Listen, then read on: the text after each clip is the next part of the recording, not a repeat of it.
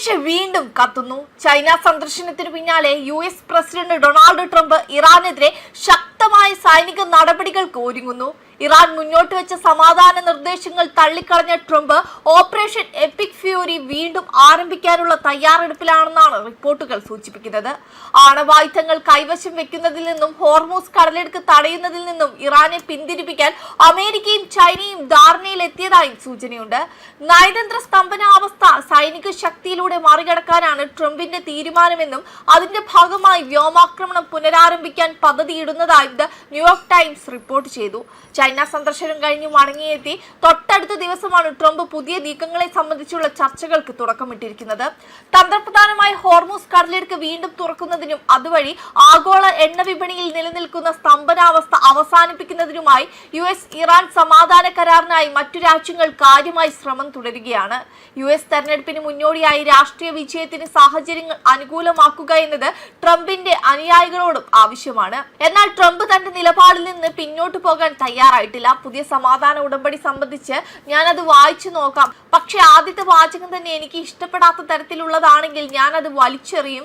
ബീജിംഗിൽ നിന്നും മടങ്ങുന്നതിനിടെ എയർഫോഴ്സ് വണ്ണിൽ വെച്ച് മാധ്യമപ്രവർത്തകരോട് ട്രംപ് പറഞ്ഞതാണിത്.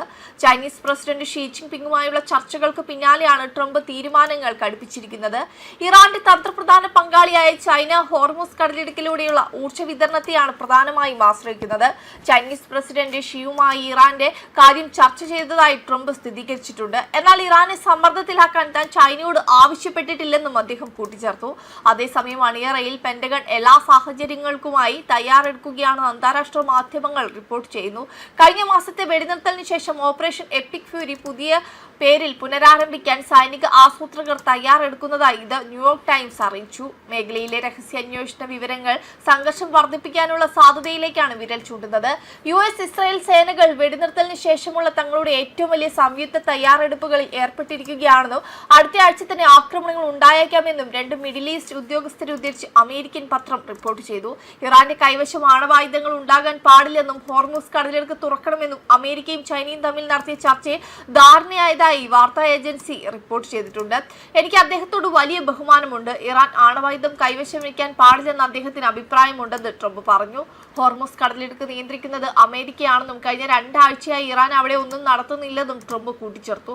അതേസമയം തായ്വാൻ വിഷയത്തിൽ ചൈനയുടെ താൽപര്യങ്ങൾ പരിഗണിക്കുമെന്ന് ട്രംപ് ഉറപ്പ് നൽകിയതായും സ്രോതസ്സുകൾ വ്യക്തമാക്കുന്നു. ചർച്ചയിൽ ചൈനയെ സംബന്ധിച്ചിടത്തോളം തായ്വാൻ തന്നെയായിരുന്നു ഏറ്റവും പ്രധാനപ്പെട്ട വിഷയം. തായ്വാനെ ചൊല്ലിയുള്ള അഭിപ്രായ വ്യത്യാസങ്ങൾ USഉം ചൈനയും തമ്മിലുള്ള ഏറ്റുമുട്ടലിലേക്കോ സംഘർഷത്തിലേക്കോ നയിച്ചേക്കാമെന്ന് ട്രംപിന് ഷീ മുന്നറിയിപ്പ് നൽകിയതായി റോയിട്ടേഴ്സ് റിപ്പോർട്ട് ചെയ്തു. വെബ് ഡെസ്ക് കർമ്മ ന്യൂസ്.